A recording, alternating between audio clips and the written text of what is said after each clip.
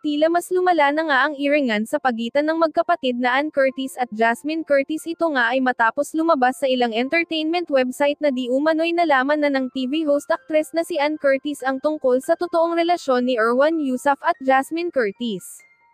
Ayon sa balita, nagkaroon daw ng hinala si Ann na may ginagawang milagro ang dalawa. Ito nga ay matapos daw magsumbong dito ang anak na si Dalia.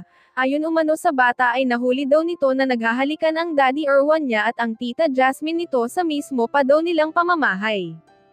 Agad nga daw na chinek ni Ann ang mga CCTV sa bahay at doon na nga natuklasan na totoong may something sa kanyang asawa at sa kapatid nito.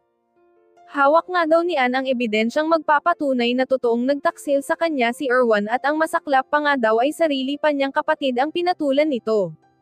Nais nga daw ni Ann na sampahan ng kaukulang parusa sina Jasmine at Erwan at nakakasigurado umano si Ann Curtis na makukulong ang mga ito dahil sa matindi niyang ebidensya.